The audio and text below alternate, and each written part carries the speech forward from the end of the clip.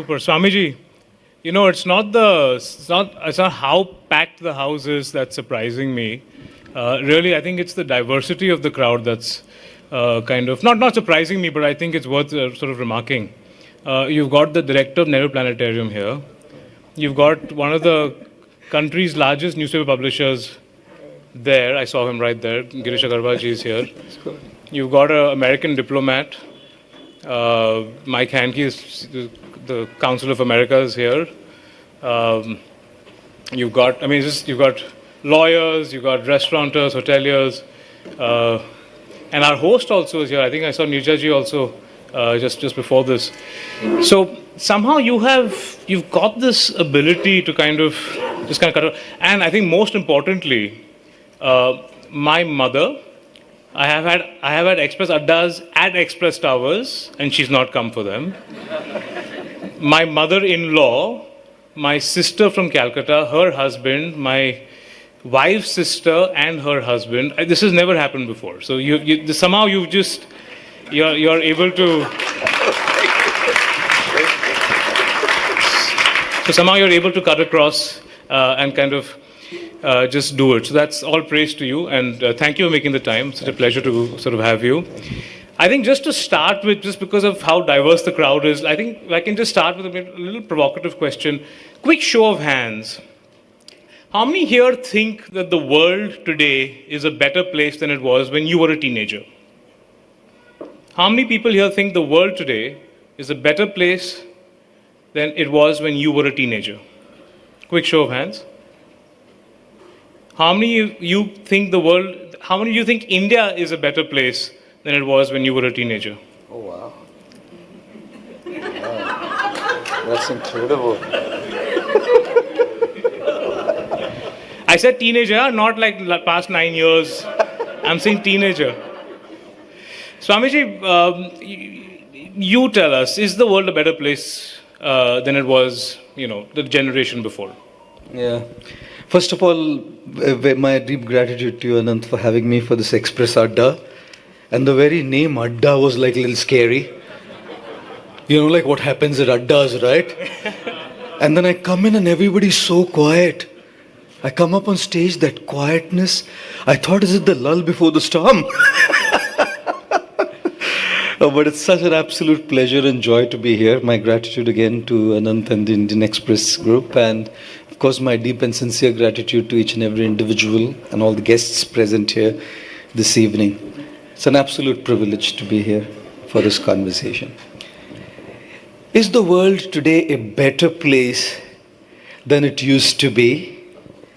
Or is the world not as good as it was when I was younger?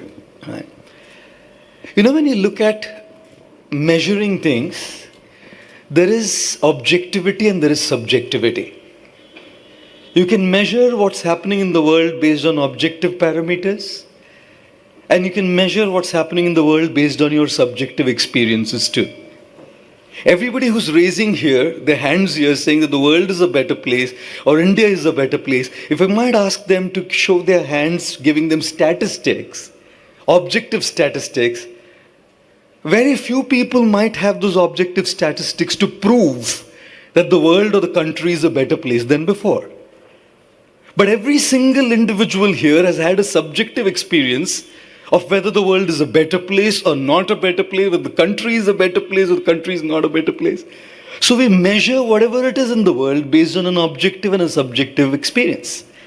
Objectivity is all about numbers, subjectivity is all about experience. I remember I was in Germany at Schloss Elmo for an event, and this was all diplomats from around the world, and I was meant to give a keynote there. I was staying at Schloss Elmo. I'm a vegetarian, right? Not just a vegetarian, my faith, from the faith that I am, I don't even have onion and garlic in my food, like a very sattvic meal as we would call it. I was staying there for 3 days and I didn't get anything to eat. All I got was some fruits and nuts. And I was going nuts, eating fruits and nuts. I mean, you need some carbohydrates. And at the end of it all, I spoke to the chef, who was a German gentleman, and I asked him if he could make something for me. Finally, he ended up making some risotto. which was according to my dietary preferences. The bowl for the risotto was this huge and the risotto was like this much. It's like I'm starving. 3 days of starving. I come up on Lufthansa Airlines. I settle myself down and my host had forgotten to book my dietary preferences meals. Long flight. I'm starving. And then the stewardess, she came up to me. Sir, you haven't eaten anything. I said, but nobody booked my meals. He said, can I get you something at least? I said, I'm fine actually. Can I get you some fruits, please? I said, ma'am, I'm tired of fruits. Any nuts? In my mind, I said, please stop driving me nuts. She went to the galley. She came back in again and asked me, nothing at all.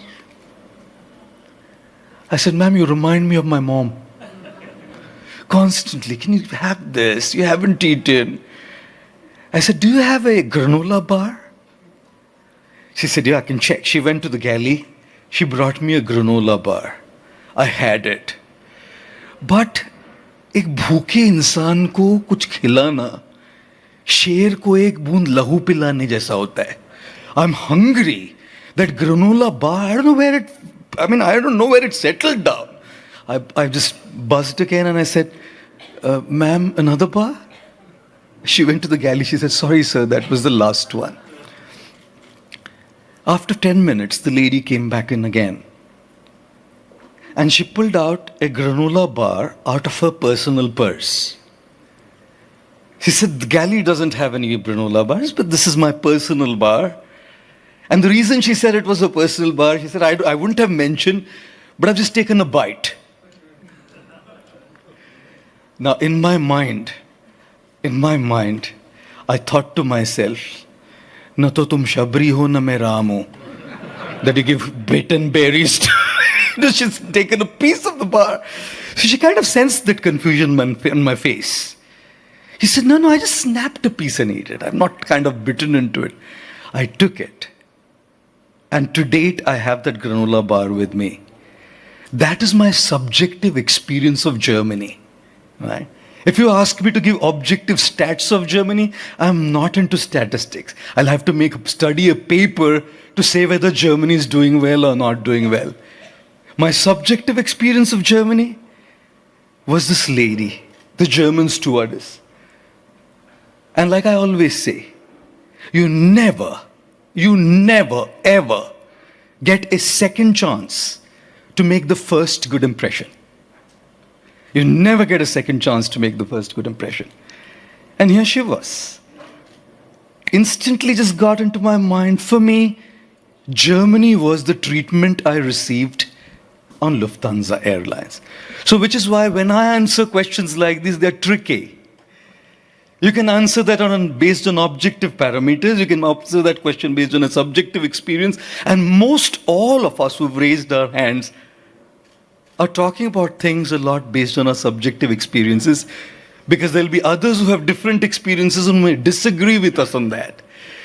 The only thing we couldn't disagree upon is the numbers when they are presented to us. Facts and figures and objective stats for which we'll need a presentation to say, is the world a better place than it was before? Is the country a better place than what it was before? Let's flash numbers here and then answer that question. But if we were to answer that question based on show of hands, each one of our opinions has a very subjective opinion, right? And it's based on a very subjective experience as well. So if you want a very candid answer, we would have to look at objectivity. If you want to have a personal answer, we would have to look at an experience.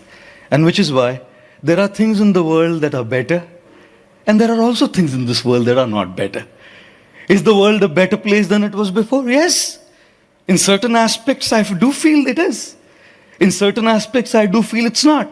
Is the country a better place? Probably in certain aspects it is. In certain aspects it is not. And which is why I would say, let us look at the objective and the subjective and then gauge whether the world or the country or any other nation or humanity as by and large is better or not. And Swamiji, Swamiji, do you get the confidence then that the world tomorrow will be a better place than it is today? I mean, I feel like the purpose, your sense of purpose, it'll be very hard unless you believe that, right? It'll be very hard for you to do what you do unless you believe that the world tomorrow will be better than it is today. So that faith, if it's so subjective, where do you get that faith from then? Yes. Let me tell you an interesting story. There was a ship sailing on the ocean, and one of the sailors on the ship came back to the captain and said, "Captain, it's dark in the night, can't see anything. But Captain, we are in for a head-on collision. There's a ship right in front of us." The captain said, "Signal to them, you change course 20 degrees. Back came a reply, "We're not going to change course 20 degrees, you change course 20 degrees. The captain said to the sailor, "Send a message. We are a battleship. Send a message, I am the captain of the ship." Back came a reply. "Tell the captain, I am an ordinary seaman." The captain was infuriated. I am the captain telling him, an ordinary seaman's telling me, change course 20 degrees. The captain said, "Send a message, signal them. We are a battleship." Back came the reply. "Tell the captain, we are the lighthouse." Right. Now, you know something? A lighthouse doesn't move. A lighthouse stands in one place and gives direction to every ship. A lighthouse is not meant to align with the ship's sails. A ship is meant to align its sails with the lighthouse. And which is precisely why there are lighthouse universal principles that can make the world a better place. The more we are in alignment with those principles, the world will definitely be a better place. How many of you would agree that if we were kinder to each other and kinder to everybody, the world would be a better place? That's the lighthouse principle. We are called a humankind. And we should be a human and we should be kind, both. That's why we are called a humankind. How many of you would agree that if we were to be empathetic, sensitive to the needs of every person in the world would be a better place? Thank you. How many of you would agree that if we were to harmonize on what is common amongst all of us and not focus on the differences all the time, the world would be a better place? Thank you. How many of you would agree that if we were to come together as one force and not divide ourselves into multiple forces, the world would be a better place? Thank you. The more we align ourselves with the lighthouse principles, the world's going to be a better place. Which is why I often say, honest people are those who change their ideas to fit the truth. Dishonest people are those who change the truth to fit their ideas. You don't have the lighthouse to fit into your ship. You have to align your ship with the lighthouse. And the more I interact with people, the more I travel with people, travel around and meet people, the more I'm in conversation with people, the one thing I know, apart from a few hardwired crooks, who are hardwired to be vicious, there will be. There have been, there will be, and there are such crooks who are hardwired to be vicious, who are hardwired to create trouble, who are hardwired to create menace in the society, in the world. But by and large, people have a strong element of goodness in them.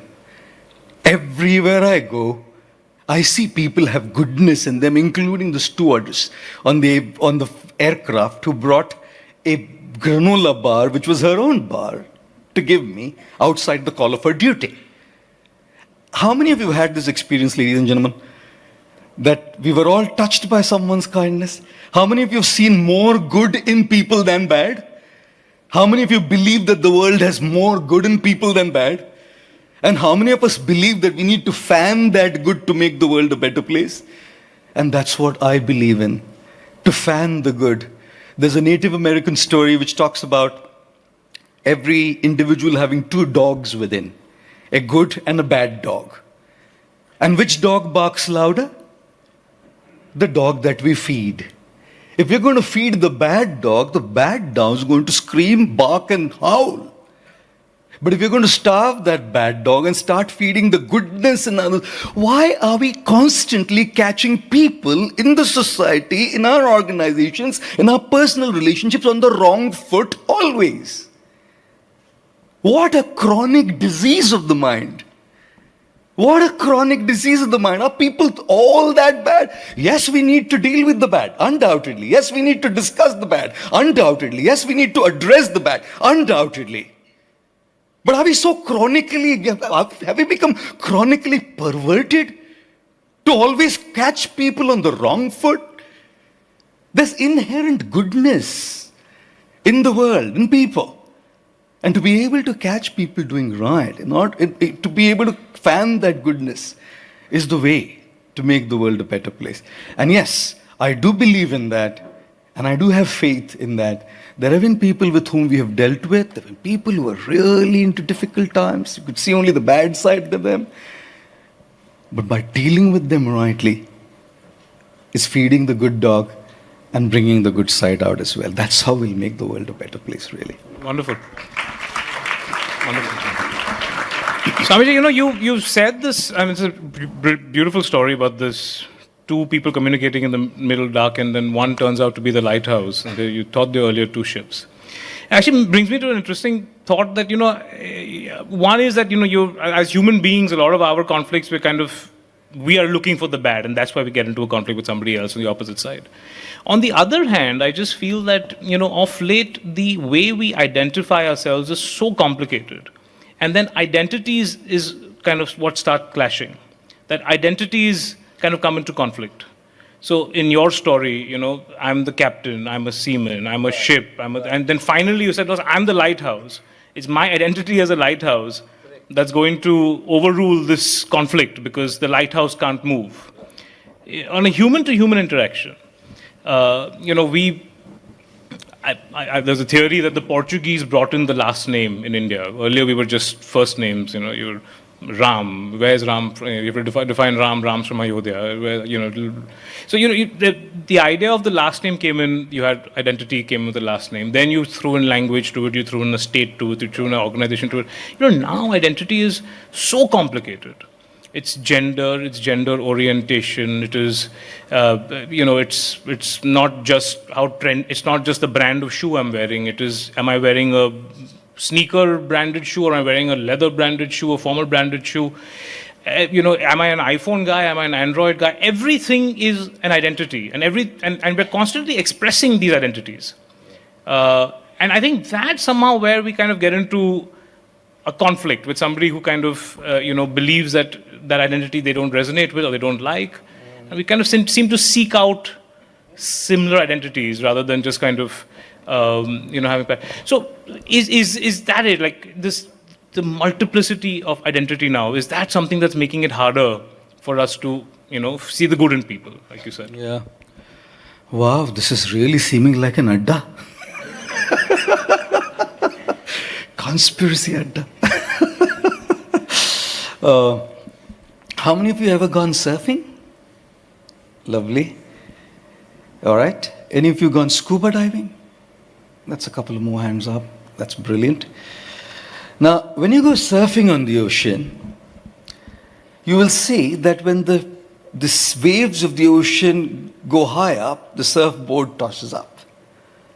Goes down is when it goes down.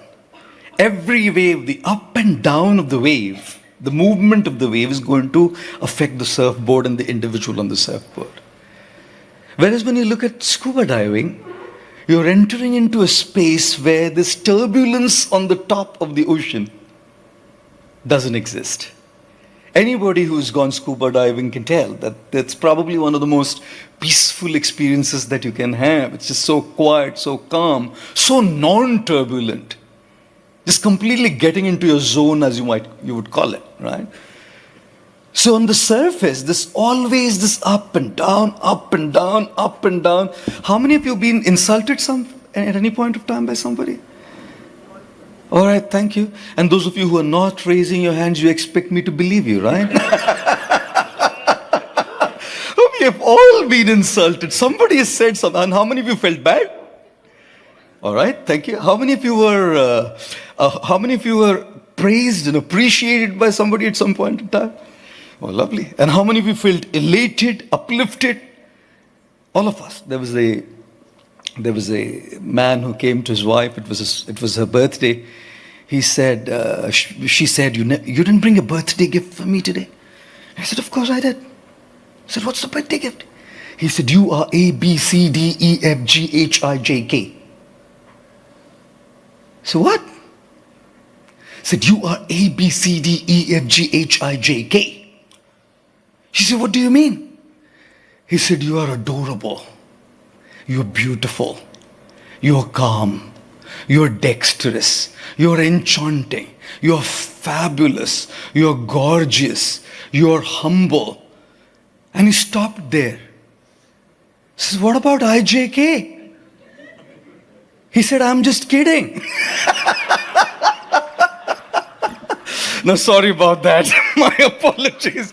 Sorry, I'm going to keep doing this all through, yeah? Now, look at how we are. Somebody admires us. The waves take us up. Somebody insults us. The waves toss us down. Correct? And the fact of the matter is, on the surface, we have multiple identities. Gender, for example, is an identity, and you mentioned gender orientation as well there, right? Gender is an identity, your profession is an identity, your community is an identity, your religious affiliation is an identity, your nationality is an identity. The particular role you play in your life is an identity. You're a father, you're a mother, you're a sibling, you're a daughter, you're a son, you're a husband, you're a partner, you're a boyfriend or a girlfriend. We are living a life of multiple identities. But more than we had earlier? I really don't think that we had more than, it's that we have more now than earlier. It's probably more pronounced than earlier. Right. It's more explicitly pronounced than it was earlier. Identities we always had. It's not that people who, back in the day, it's not that they thought that, I'm okay wearing some ordinary flip-flops. Even they wanted something good. But it wasn't that you were defined by it. What was more important is who you are than what you have. What was important was who you are than what you are affiliated with. What was important was who you are than what your orientation is. And when we go to the bottom of the ocean, take a deep dive, that is our core identity. Who are you? Who are you? Right? Are you an engineer? Are you a doctor? Are you a journalist? Are you a musician? Are you a banker? Are you a monk? Are you a lady? Are you a man? Who are you? Didn't William Shakespeare say that the world is a stage, and on the stage we're playing multiple roles? All of these roles, and very crucial and important roles. If you follow cinema and the entertainment industry, one of the most important aspects of craft, like a lot of times craft is missing a lot of times in the entertainment industry. But when you're looking at sheer craft in acting, there are people who have taken to what is called as method acting. And method acting is to engross oneself so much into the character that you start talking like the character, you start behaving like the character, you start living like the character. So when you come in front of the camera, it's like you are the person whom you're identifying with. But as soon as you leave the sets, you're leaving that identity behind to be yourself when you go back home. If I'm playing the role of XYZ, let's say Abraham Lincoln in a movie, and I go back home and I start behaving as Abraham Lincoln with my family, that doesn't work. So method acting is about getting immersed into those roles, because if you don't get immersed into that role, you will never be able to play that role with that 200% commitment to the craft. Which is why some of the most successful actors who have really made an impact in the industry, both in India and overseas, were method actors. I feel life is like method acting. We all have so many roles to play. But I am that individual who has a certain gender orientation. That gender orientation is not me.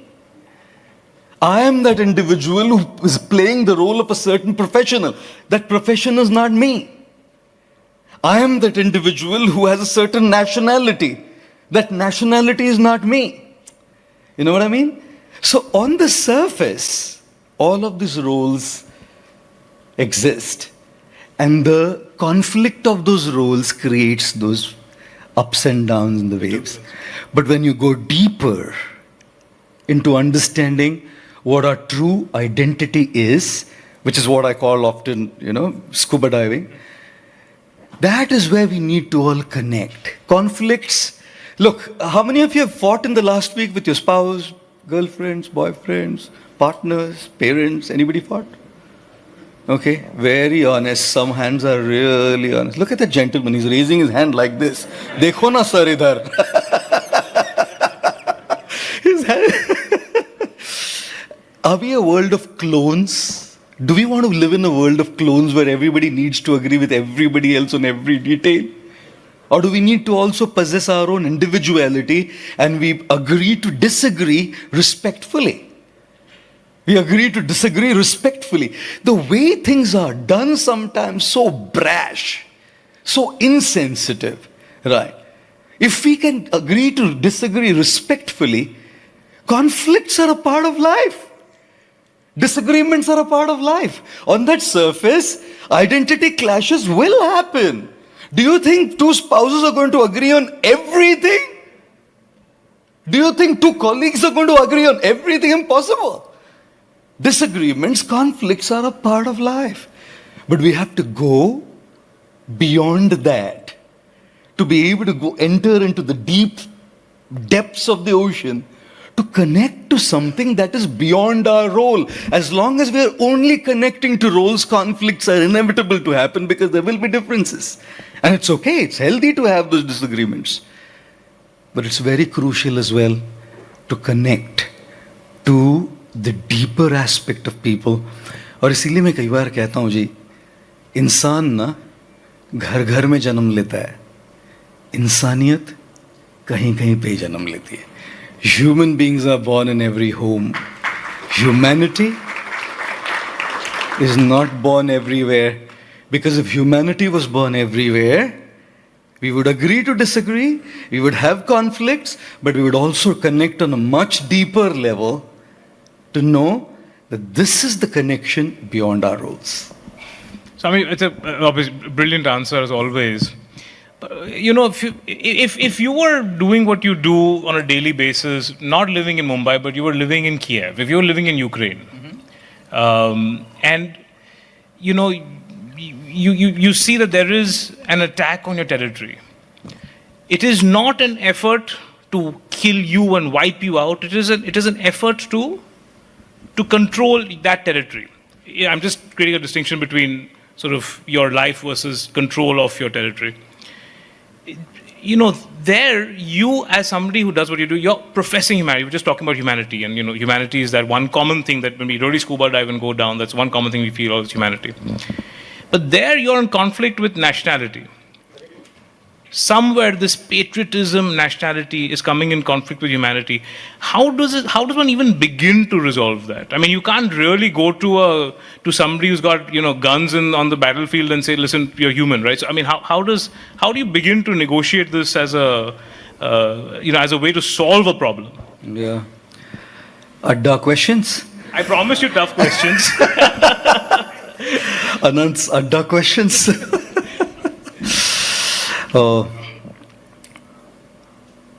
The three letters that have been a bane to humanity have been EGO. And the example in context is Russia and Ukraine you're talking about. Go from the micro level to the macro level. Conflicts are all based on ego. Conflicts are all based on narcissistic self-interests. Conflicts are all based on one's definitions and ideas of how the world should function. My way or the highway. It's ego, it's narcissistic interests, is distorted ideologies that can create conflicts. We're talking about two nations here. Look at two individuals.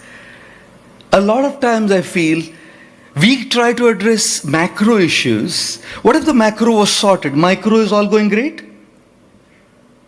My question to everybody here and everybody who's watching, we sort out all the macro issues right? Everything's sorted, everything's peaceful, the wars end, everybody's doing everything right on the top, and everybody else in the countries and the world are all so sorted that on the micro level there's no conflicts, no disagreements, it's all peace, it's all love, it's all harmony, isn't it? Nobody teaches a hurricane how to destroy. Nobody teaches a cyclone how to sway things. Nobody teaches a tsunami how to wash things away.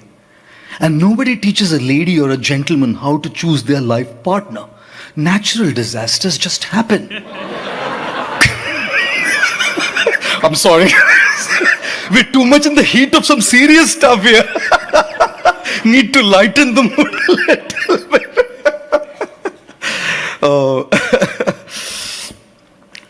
Disasters are happening in relationships. Disasters are happening in business families. Conflicts are happening in business families. Conflicts are happening in individual lives. Conflicts are happening in religious communities. Conflicts are happening amongst nationalities. Where in the world do you not find conflict? Two dogs are fighting for territory. A dog goes and passes water on a pole, and if the other dog comes around there, Mera hai, tu nikal. He's barking. How can we deny the existential universal principle that defines the cosmos? Right? Which is precisely why, micro or macro, who's a good leader? A good leader, on whichever sphere. A good leader is a person who's willing to keep the ego aside for larger good. And I'm not talking about nations in particular, anywhere. How many of you realize that even in a personal family relationship, in order to keep things sober, settled, happy, peaceful, you have to say, Bhai, tera gadha aage, mera ghoda piche. How many of you have adjusted, ladies and gentlemen? Okay, thank you. How many of you have adjusted at your workplace to say, okay, we need to keep these people, adjust? Thank you.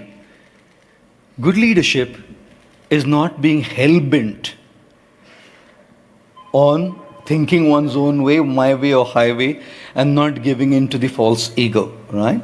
Now, easier said than done. I know these questions are like, they are very touchy questions as well, and it's like easier said than done on a global platform when it comes to the war scenario. So many lives are being taken. But if you observe carefully, if there is no training for leaders and leadership to deal with the egos and focus on a higher purpose, history will keep repeating itself again and again and again. Today it's this, tomorrow it's going to be something else. Do you think things will change? And which is precisely why we are looking at people who learn how to focus on higher principles and not just personal vested interests or personal ideologies and opinions. For that, one needs a spiritual bent of mind. One needs a spiritual perspective. Right? Can't just politically resolve things saying, okay, now we adjust the egos and we are all kind of fine and we settle things down. Which is why traditionally, historically, where there were spiritual principles that we were focused on, one could keep the ego aside. If not, it kind of keeps going. The other way to do things is, of course, for people to come together as a humanity, raise their voice and do something about it. But these, like I said, these questions are not easy ones to answer. In principle, however, conflicts spring out of the ego.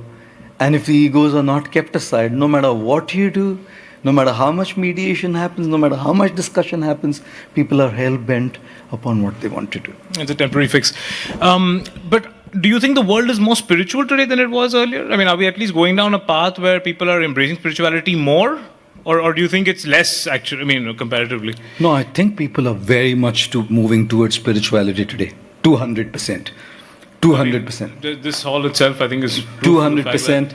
And I think there's a time when you kind of realize that I've seen it all, done it all, and I need to look at more in my life. Spirituality has become like a means for a lot of people to sort their inner issues. That's one way, like it's like firefighting. Well, my mind is disturbed, let me meditate. My mind is really kind of taking me for a toss. Let me sit down and, just unwind. Yes, so that's a bit of firefighting. But more so, people who have achieved a certain level of success. I see a lot of successful people today. Success in the material sense, of course. Successful people today turning towards spirituality because, like Mark Twain said, there are two most important days in your life. The first is the day you were born, and the second is the day you find out why you were born, right? And I guess none of us came here to pay income taxes, did you? How many of you came here to pay income taxes, guys? No? Thank you. Oh, you did, sir? Wow. We have one gentleman who says I was born to pay income taxes. We should give him a loud round of applause for sure. Thank you, sir. How many of you are here to just clear our mortgages and financial liabilities? They're a part of our lives. What is it in the larger picture? What's in the larger scheme of things? What is it that I'm here for? So I see, if you see, even on social media, one of the hashtags that is very popular is hashtag purpose. Hashtag purpose. And especially you look at the younger generation today, Gen Z, the millennials, they all want to look at this word called purpose, meaning. Minimalism has become a massive movement, right? That, okay, I want to live with less. They probably do not know what it means yet, but there is that drive within to look for meaning, to look for purpose, to create an impact. So spirituality no longer is just some firefighting to, deal with my mental issues.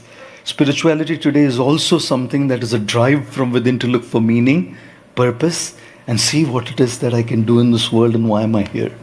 I'm surprised you said that there's hashtag purpose is a big trend on social media. I mean, obviously, I'm following the wrong handles because I certainly have not seen much of that. I mean, in fact, I think you are the exception to what does well on social media.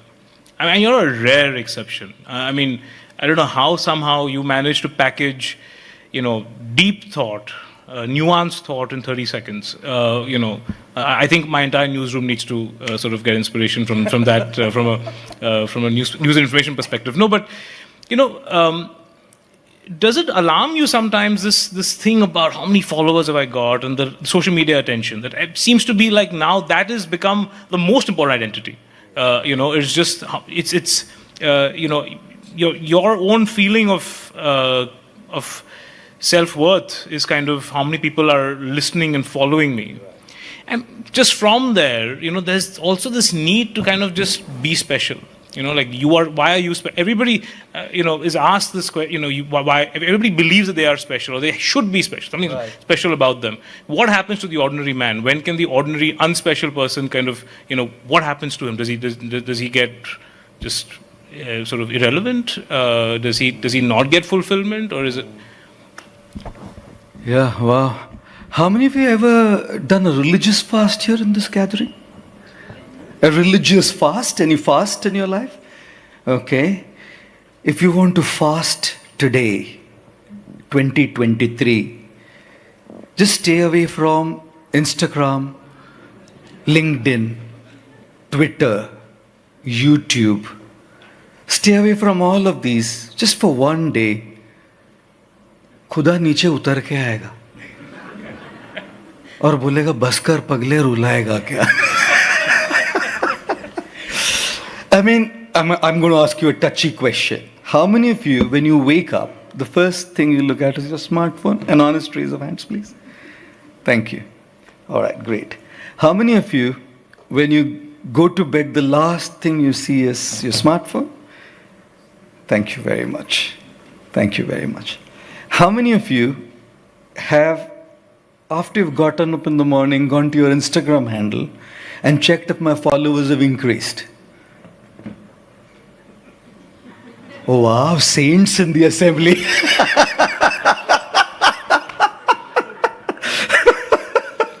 Or maybe how many likes my post has. Now, jokes apart, the fact of the matter is we are an age which is so much connected by this little device, right? And especially social media. And like you said, it's like a big identity today for people to have that, that I have these many followers, or people follow me, or people like my posts. What about others who are not on social media? Do they become irrelevant? Is social media a need? Here's what I usually say. A knife in the hands of a surgeon can save a life. A knife in the hands of a hoodlum can take a life. The same tool. It's the same tool. It depends on how it is used. If it's used rightly, it can save a life. If it's not used rightly, it can take a life. One surgeon was once operating a patient. He was on the operating table. He was holding a garland in his hand instead of the scalpel. But the patient said, Doctor Saab, garland for what? He said, if the surgery is successful, it's for me. If it's not, it's for you. Sorry about that. The scalpel is just a tool. Can be used to save a life, can be used to take a life. Everything is exactly like that, right? A lot of times I feel we need to tell ourselves and show ourselves who is in control here. Am I in control? Or is this little thing in control? And I'll tell you something. It's not about social media. It's about a mindset. If I start getting controlled by this little thing, I'm giving my control to everything around me as well. It's a mindset. It's percolating into every aspect of my life. But if I start taking charge here, I start taking charge of everything else everywhere. You can't segregate your life saying, here I am being controlled, but there I am in control. It's a mindset. If I take charge of using these things in moderation, I am going to eat my food in moderation too, because it's a mindset. I'm going to watch television in mind. Everything will be measured. But if I'm becoming an addict to this, you wouldn't realize that I'm also becoming an addict to food. Why? Because it's a mindset. And mindsets are agnostic. They don't see whether it's social media or a phone or food. They're agnostic. And which is precisely why I feel it's very crucial and important for us to learn to take charge. Guys, we need to take charge of our lives. How many of you have a chauffeur? Brilliant. How many of you, when you sit at the back of the car, can chill and relax? Brilliant. How many of you can watch a Netflix movie when you've been driven on a long drive in the city? Brilliant. How many of you can catch up with work or some phone calls or some meetings? Brilliant. How many of you can read Indian Express while you're sitting at the back of the car? Brilliant. How many of you look at the hoardings around? Some of us do, right? When you're sitting in the passenger seat, you can be very distracted, right? You could watch a movie, you could go to sleep, you could chat with somebody, you could call somebody, you could look at the billboard. If you're in the driver's seat, distraction is disastrous. When you're in the passenger seat, distraction is the consequence. When you're in the driver's seat, focus is the consequence. Life is like driving a car. And it's so crucial for us to move from the passenger seat to the driver's seat. My fitness is not my trainer's job. My fitness is my job by hitting the gym every morning. My fitness is not my nutritionist's job. My fitness is my job by controlling my tongue and not giving into that second piece of chocolate. My growth is not my boss's job. My growth is my job by hustling, working hard, getting better every single day and proving my worth. Why am I giving the responsibility for who I am meant to be to somebody else? And why am I giving the responsibility of how I feel and what my self-worth is to Instagram likes and followers? If I take charge of who I am, if I take charge of my life, my worth comes from my abilities, my talents, my composure, my worth. I don't need anything to make me feel worthy. If I need something to make me feel worthy, today I'll feel worthy and tomorrow I will not. Because today people will like my post and tomorrow they will not. Today people will follow me and tomorrow they will unfollow me. Instagram has the unfollow thing there, no? They can unfollow you, right? And which is precisely why the more I am dependent on others for my worth, I'm the surfer on these waves of the ocean, constantly going up and down. My mood is swinging up and down. But the more I take charge of who I am and I do not define my worth by the likes and dislikes on Instagram. I mean, can you imagine somebody sitting out there in Mexico dislikes my post, he or she doesn't even know my situation. How deceptive is social media that I can pose for a picture with my phone and have the best lighting and get a click and then edit that picture. Edit that picture and then post it. Saying, having the best time of my life. Putting out that story. Do you even know that probably that entire exercise was just to camouflage the chronic depression that that person is going through? Do you even know that? That the person who's showing it all up so big on social media is probably such a wreck inside. We don't even know. So it's such a deceptive thing. And we're starting to take this as the reality. We're taking people's measure of success based on how many followers they have and how many likes they have. And you can buy likes and followers, sadly. What a business that is. You can buy likes and followers and tell people, itna follower बढ़ गया, अब खरीदा है किसको मालूम पड़ता है. And now you can subscribe to a blue tick on Instagram. Twitter already had it. So all these influencers who had a blue tick by who they were are like everybody who has 30 followers can subscribe to a blue tick and can say, I am like Mr. Such and Such. What a deceptive world that is. So I so truly feel that we really need to realign our thought processes. We are all gifted in such unique ways. Trust me, everybody has something so unique. But the problem is this comparison. How many of you have compared yourself with others? Oh, thank you. My God. When two couples meet in India, the ladies look at each other's jewelry and the guys look at each other's wives. Sorry about that. Sorry about that, guys. There was this guy who was, came back from college. He'd failed his exams. And the father was yelling at him. देख लुखे तेरे class में वो मेरी पढ़ती ना, देख उसको, देख फर्स्ट आई ये लुखे, देख, और तू फेल हो गया. कैसे फेल हो गया? He said, देख देख कर ही फेल हो गया पापा. You've been saying देख देख देख 100 times. Right. Now, I want to ask you an honest question.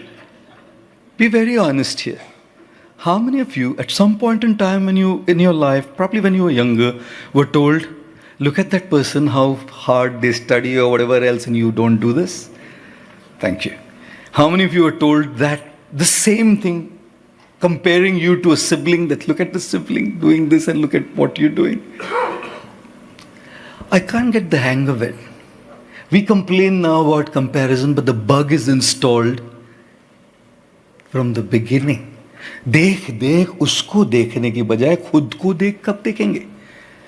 So if the देख देख देख, we're always looking at others. Oh, he bought a new car. Oh, their net worth is higher. Oh, he's doing well.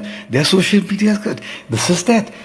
This just takes it to the next level. Do you think this comparison wasn't existing before social media? Social media has just taken it to the next level. And the sad part of the story is we derive our worth by comparing ourselves to somebody else. oh look, at least I'm better. One of my friends, he was celebrating in college. I was still studying. I said, why are you celebrating? The results are out. I said, why are you celebrating? So, I failed in 2 subjects. I said, idiot, you failed in 2, right? Why are you celebrating? He said, no, this other friend of ours, he failed in 4. So I'm better, I failed in 2, so I'm deriving my worth from what others are. And which is precisely why I feel it's so crucial, so important to align our thought processes to start digging deep, to find out our own value and our own worth. Then social media is a great tool. It's a great tool to connect. It's a great tool to express. It's a great tool to make impact. It's a great tool to sell your business. It's a fantastic tool. But if you're deriving your worth from validation that comes from social media, sorry to say, then it has crippling effects on our mental health. Yeah. But if you're going to utilize that as a tool by not looking for our worth there, regardless of whether people... See that song, that popular song? Shall I sing it? Sure, okay. Of course. Oh, my favorite song. Let me sip, sir. Sorry. Malik sir is here. Sorry, sir. I'm going to hum a few lines in front of him. Sorry. कल और आएंगे नगमों की खिलती कलियां चुनने वाले, मुझसे बेहतर कहने वाले, तुमसे बेहतर सुनने वाले, कल कोई मुझको याद करे, क्यों कोई मुझको याद करे, मशरूफ ज़माना मेरे लिए क्यों वक्त अपना बर्बाद करे, मैं पल दो पल का शायर हूँ, पल दो पल मेरी कहानी है, पल दो पल मेरी हस्ती है, पल दो पल मेरी जवानी है. What are we arrogant about? What are we arrogant about? A tiny spot in the universe who's existing for a tiny amount of time and thinks that he or she is the be-all and the end-all? What are we so arrogant about? We have been given a special gift. We have been given a special worth. We should utilize it in great humility, knowing that whether or not people like it, I'm very true to myself by expressing what I've been gifted with. Which is why don't we always say, work not for an applause but for a cause. Work not to impress but to express, right? It's very crucial. When self-expression becomes your purpose, numbers follow as a consequence. When numbers become your purpose, self-expression is gone out of the window and the numbers are anyways fluctuating all the time. But when self-expression is your purpose, even if the numbers fluctuate, I already know that this is what I'm doing it for, and the numbers come, why not? We'll reach out to a larger number of people. That makes sense? Wonderful, wonderful. I really wish I wasn't doing this. I would have much preferred just sitting back and listening and just absorbing rather than sort of having to, because it's just so much fun to listen rather than ask. So I think I'll ask a couple more questions, then we get to the audience. We have a great audience here and I want to give them the time. So Amit, I just come back. This whole sort of young, this whole young trend of the cancel culture, the hyper wokeism that we see, and I'm not saying this is an expression of that, but you were talking about self-worth from others. I think probably about a year ago, the first time where I got an email from someone, and at the bottom it said them/him, and obviously it was a year ago, and I'm kind of exposing my age a little bit when I ask you this, but is this thing, I'm going to tell you what pronoun to call me with. I mean, these kind of things, are these me trying to derive a certain, if you don't call me this pronoun, I'm going to get offended. I mean, are we going a little overboard? I'm not saying the pronoun thing is going overboard, but I'm just asking you, are we heading to a path where, we choose now so much of what we want to be referred to, how we want to be addressed, how we want others to conduct themselves with us, not how we conduct ourselves. Is this a trend that you think is going to last? Is it something which we should look at with sort of a tolerant empathy kind of a perspective? Do you look at it that way? Or do you think of it as something which is, a hyper-individualistic sort of way of...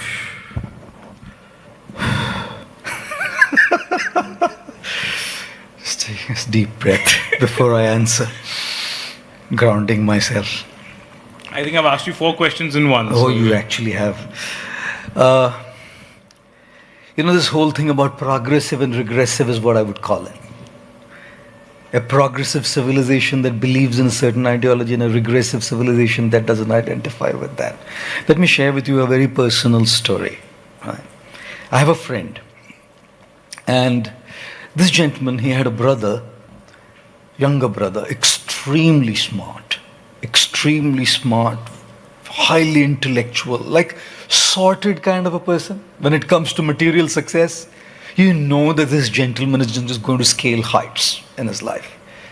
Absolutely sorted. I had met him before, incredible gentleman. He didn't identify himself as a man. He constantly had this thing from within that I was born to be a woman. Right? Coming from a very conservative family. And in a conservative family, to even express this at that time meant a lot. He couldn't. The escape route out of this whole thing was leaving the family to pursue higher studies and going overseas. है ना? मैं कई बार कहता हूँ ना, कुछ लोग अपने सपनों के लिए अपने अपनों से दूर रहते हैं और कुछ लोग अपने अपनों के लिए अपने सपनों से दूर रहते हैं. That's what the reality is. How many of you have realized कि अपनों के लिए मैंने अपने सपनों को छोड़ दिया था? Maybe a few people sitting here would that. Right, wrong? I'm not saying it's right or wrong. और कुछ लोग होते हैं जो अपने सपनों के लिए अपनों को छोड़ के चले जाते हैं. Is it right, wrong? No right, wrong. Everybody has their own journey, right? And I remember well, this gentleman, it was his going overseas was just an escape route. That's about it. For self-expression. He had identified himself internally not to be a man. He went, I'm not going to say where, he went there and started his self-expression journey of being a female. Consulted psychologists, psychiatrists, counselors to figure out if he could get a sex change done. He did it. Unknown to the family. But the brother was now a sister. And it was the very first time the brother who was now a sister was meant to come back home to India. Guys, it's very easy to sit here and have a conversation like this. There are a lot of dynamics that go down there at the grassroots level where people have to go through what they have to go through, both from the person who has changed himself or herself and for the family who's meant to deal with it as well, especially in a conservative society. I remember meeting him. I'd seen him as a guy. I saw him as a girl. The gentleman, my friend, of course, very close bonding with the brother. So now, very close bonding with the sister because gender didn't matter. The person had never connected to the gender. The person had connected to the person. The same soul, with the same mindset, with the same affection, with the same love, with a changed physiology. Right? Family had a tough time, of course. This lady now went back to wherever she was living, got married, got divorced. And then this friend of mine, his father passed away. And up until then, only the family of 5 people knew about this. But now the large family was going to come for the funeral and the last rites. And the mother said, we cannot have her come for the funeral. Can you imagine what that means? With a man whom you've shared a bond as your father, and now you're told that you cannot come for the funeral. My mom, simple lady, I come from a lower middle class family.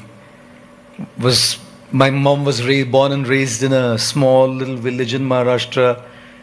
I was in her womb when she was in her 11th grade. And as soon as I was born, she gave up her college. Barely speaks a little bit of English. Right. But this friend of mine had a very good deep connect with my mom as well. And I didn't know the story up until a year back. I had no clue. I knew about the gender change and all that. But how my mom got involved, I had absolutely no idea. When this lady, the mother, was thinking that we can't have her over, this friend of mine approached my mother. They had a close connection and they used to meet and they used to chat. And this friend of mine requested my mother if he could talk to his mom. And I was absolutely taken aback by a surprise, a shock rather, that my mother, who comes from a small tiny village in Maharashtra, who barely speaks English and is not exposed to the social media culture of acceptance and tolerance, my mother, who doesn't wear modern clothes and wears a simple little sari, my mother, who speaks a language, English words, a few words that are broken, her signature is in Devanagari script, was talking about acceptance, empathy, kindness, sensitivity, and giving not a boy or a girl, but a child, the right to see her father. I was like, wow. The story I got to know much later, of course. I didn't know this. So then, of course, they had her come. It was then my mother told this gentleman, said, how long are you going to hide this fact?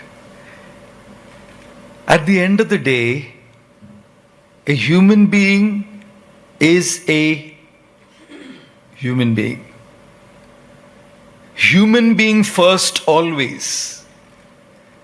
Change of gender orientation, religious affiliations, nationalities, this or doesn't cancel the fact that we are all human beings. We are a race of human beings and we are meant to deal with each other as human beings. I was actually astonished my mother did that. And sometimes I find liberal people who think they are very progressive call my mother regressive. Why? Because she can't speak a certain language. Why? Because she dresses up in a simple sari. Why? Because the signature is still in the Devanagari script. Why? Because she cannot flaunt herself in a certain way.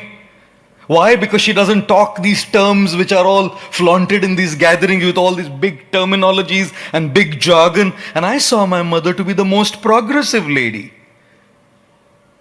Yet others, I find people who go by the liberal mindset, the apparent liberal mindset, to be the most conservative because they are imposing that ideology.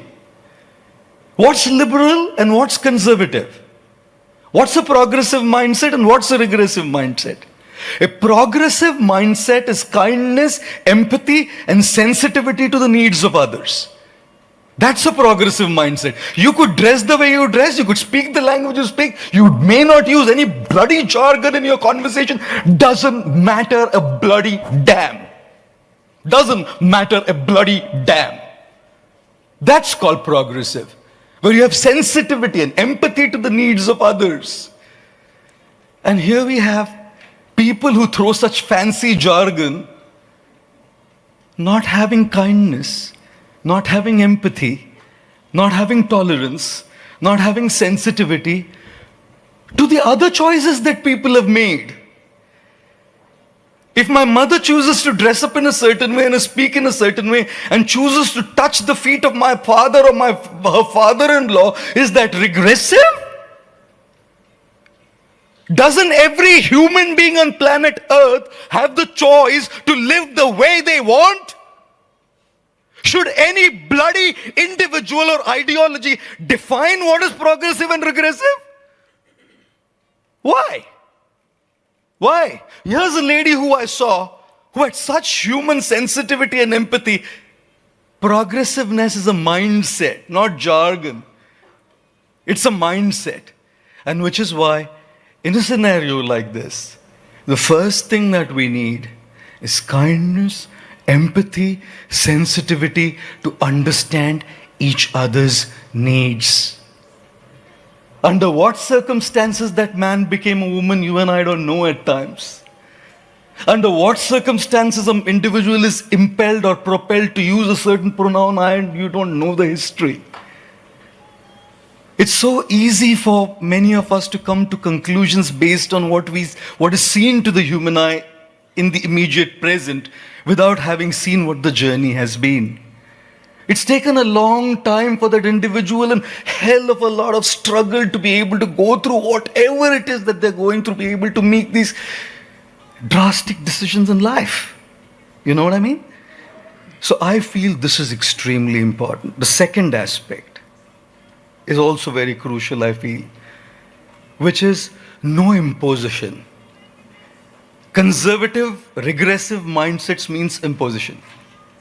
If I say that, okay, there are the conservative types, the literal conservative types who will say, oh, gender orientation, no, it's all sinful, it's all this, it's all that. You are imposing a mindset without understanding the person's journey.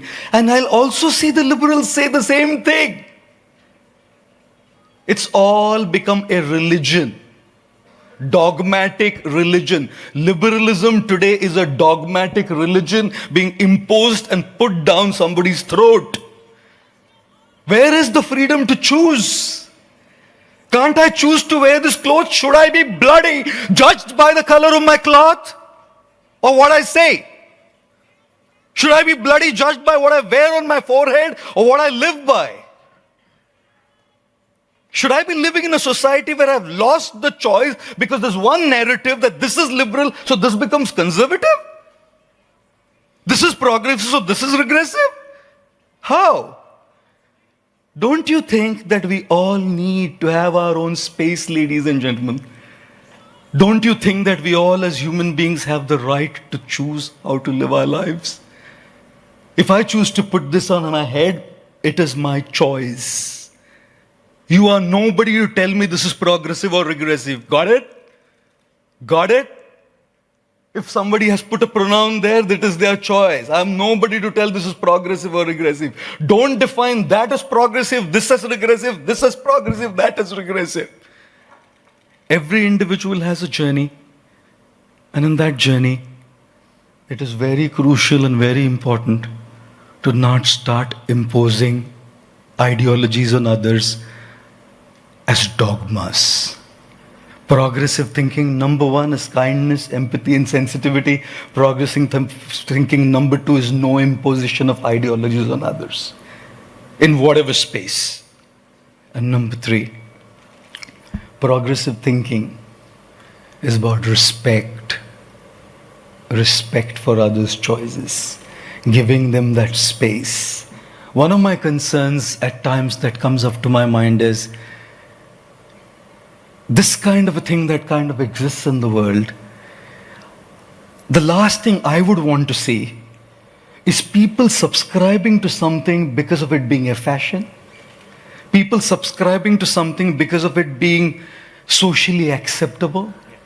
People subscribing to something because of it being a way to build up your social capital.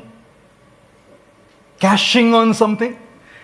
If that's the way you use an ideology, as a trend, as a fashion, or as something that, is just socially acceptable, or something because it just helps me do what I do in much better ways, because if I say something, that means I get mileage out of it, I've lost it then. But there are going to be people like this friend's brother, right, who are I know that man, trust me, extremely genuine. And I'm like my mother's son, who loves to give people their choices, who loves to respect people's choices, who loves to give space to people, who loves to not intrude, but also help people understand that let it be a well-informed deliberated choice and not just fitting into a trend, social acceptability, or drawing mileage. If that be the case, don't you think we all deserve to choose our lives? Don't you think we all deserve to choose our lives? I must tell you that there will be a few people who will have things like that, and it's fine. Nobody becomes a bad person or a human being because of a certain choice that one has made. It's a struggle. It's a struggle. Well, sorry, I just got a little too heated up. My apologies.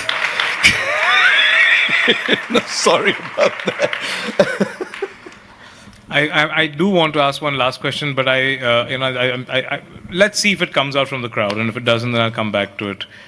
Quick. Warm here, isn't it? Yeah, it's quite. I mean, can you please get the air conditioning, if it's possible, get going? I have a show of hands where the questions are from, just to kind of get the ball rolling. Yeah, please, Dr. Pranjpe, Vivek here, Vivekji, yeah, please. Swamiji, Please introduce yourself and keep it short. I'm Dilip Mehta. Thank you very much for inviting us today. Swamiji, absolutely life transformation, very enlightening, very enriching. I bow down to you, sir. Swamiji, I am one of the survivor of 26/11 at Taj. Oh. I was a hostage 15 years ago. I took 6 months of counseling and I was traumatized. Now, taking that clue forward, most of us in this room would like to know about how does one address the issues relating to daily life of stress and trauma, and two things that we all would like to take away from here, Swamiji. Thank you very much. Thank you so much. Thank you. You want to answer one, or you want to take two at the same time? I'll probably ask one question, answer one. I'm like a dumb guy, with a very less bandwidth, so I'll just answer one at a time. If I might ask all of you, what is the weight of this phone? Like approximately? 200 grams? 250 grams maybe? Imagine if I were to hold this phone on my palm, just about 250 grams. But if I were to hold it for the next 20 minutes of my answering questions, probably start hurting my wrist a little bit. If I were to hold it for the rest of the evening without putting it down, I'm going to really start hurting my wrist a lot. And if I were to hold this phone on my palm for the rest of the week without putting it down, my wrist will probably start getting a little numb, isn't it? Now, it's not so much about the weight of the phone, it's for how long am I carrying it on my palm, right? Our past memories, our stresses, what's happened to us, is like something that we are lugging in our mind constantly. It could be a small thing, it could be a big thing. But when we are lugging something in our mind constantly, it's like exactly like holding this phone on my palm non-stop. It's going to start affecting my wrist. If I'm going to think about this relative of mine, friend, this book, the stories in my book, Energize Your Mind, the second book, where I talk about how this relative of mine came up on my father's funeral day. My father's body still lying there, and this gentleman says that I was the cause of my father's death in front of everybody. Now, who has gotten an insult like that, where you're called the cause of your father's death in a public forum, and my father's body is not even cremated yet?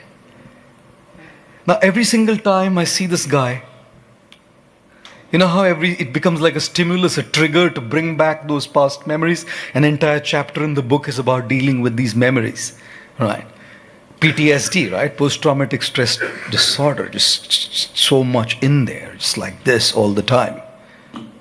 This is exactly what I'm doing to my mind, exactly what I did to my palm. My memories, my anxieties, my past impressions is doing this. Now imagine, you can't really take it off. Will you be able to take the 26/11 experience off your mind completely? Never. Will I be able to take out that statement that this gentleman made about my father's death, saying I was the cause of my father's death? Never. And each one of us has our own stories and memories and impressions that we have in our mind. We're not going to be able to take it out of our minds ever. Somebody hurt you deeply and there was a heartbreak somebody had in a relationship. How is a person going to take it off from their mind? You cannot take it off completely, ladies and gentlemen. But I know one thing. I can at least occasionally keep it down if I can. That'll make my wrist feel a little better because it's going to come back up again. Here I've consciously chosen to put the phone down. It's not jumping back on my palm. But in my mind, I might consciously try to purge my thoughts out, but it's going to come back in my mind again. But even if for those 20 minutes, an hour, a day, if I can keep it away, my mind is feeling relaxed and better. Which is precisely why a mental detox is extremely essential and imperative to be able to keep a stable frame of mind. And how does one detox one's mind? There's so many ways to do it. Meditation, of course, is one way to do it. But one very, very, very powerful way to do it is journaling. Journaling is an extremely powerful way of pouring out everything that you have in your mind on paper. And absolutely doing it free flow. No editing, no censoring. If I get a swear word, I'm writing a swear word there. Just make sure whoever you're using that swear word for doesn't get the paper in their hand. That's all you'll need to make sure. So you burn it, tear it, throw it, whatever you need to do. But let it come out. There's tremendous power and potential in taking this out. Right? And again, journaling doesn't ensure it's not going to come back up again. But the very fact that you have a relaxed mind, even if it comes back, you're in a better position to deal with it because you've taken it off for a while. Now imagine if the phone were on your hand and you were just not able to take it off at all, even after journaling. I'm just going to hold this microphone like this. You mind doing that? Thank you so much. If the phone is like this, imagine if somebody else puts a palm down there and shares that burden along with you. Now your wrist is taking half of the weight and somebody else is taking half of that weight. That is the power of confiding, opening your heart, sharing your troubles with somebody and seeking help. You know what? The one thing that I always love to say, we don't have to struggle alone. Do we have to struggle alone? Why are we in our own shells? Why are we thinking I have to do it myself? There is help available if we seek it. Seek and thou shalt find. Knock and the door shall open. Right. I tell the story often of a gentleman who had a 5-year-old girl, his daughter, and both of them were walking on a road, like in a countryside road, and there was a massive storm and there was a huge tree that had fallen on the road. Huge, humongous, like huge trunk. And this little 5-year-old said to her dad, Dad, do you think I can move this tree away? The father said, yes, darling, if you use all your strength. So the girl went and gave every bit of her energy to push the tree. Obviously, the girl was a 5-year-old, the tree was huge. It wouldn't move. She came back to the father and said, Dad, I can't move it. The father said, darling, I told you, if you use all your strength, you can most certainly move the tree. She went again, tried, she couldn't, exasperated, frustrated. She came back to the father and said, Dad, I can't do it. The father said, look, darling, I told you to use all your strength and you're only using yours. Is your strength alone all your strength? No. I am here as your father, right? You could have turned to me and said, Dad, can you help me? I didn't ask you to use your strength. I asked you to use all your strength. Ladies and gentlemen, a lot of times we are only using our strength to deal with a lot of our issues. Let us start using all our strength. And in that all our strength, start identifying those people, those individuals who can really help us deal with what we are going through. So yes, journaling, meditation can help us detox, but also support systems can help us deal with it. इसलिए मैं कई बार एक हिंदी में मेरा बहुत favourite शेर है, कई कॉन्क्लेव्स में सुनाया मैंने, इसको आज भी सुनाई देता, बहुत बढ़िया, अच्छा लगता है मुझे. कहते हैं कि छोटे से दिल में गम बहुत है, छोटे से दिल में गम बहुत है, जिंदगी ने दिए जख्म बहुत है, कब की मार डालती है जालिम दुनिया हमें, कमबख्त इन दोस्तों की दुआओं में दम बहुत है. Right, you know, that support system is something that will probably help us deal with what we are going through way better than if we were to struggle alone. Yeah, thank you. Thank you. Please go ahead. Up billing. Hello. Get mic in the second row here also, then after that. Yeah. Go ahead. It's on, sir. Second row. Yeah. My name is Arvind Paranjpe. I'm the director of Nehru Planetarium here. Oh, lovely. And before I ask the question, I would just want to say something to Anand, that if he would have come about 20 years ago, he would have probably put Rajat Sharma out of the business. I've seen his questioning. Well, my question is that you talked about detox. I would say everyone come to the planetarium, sit under the star during the daytime, right, and it's a good enough detoxing thing for you. The question is that I keep hearing about people from nakshatras, astrology, depending upon their horoscope. I so often call them a horoscope rather than horoscope. So, horoscope.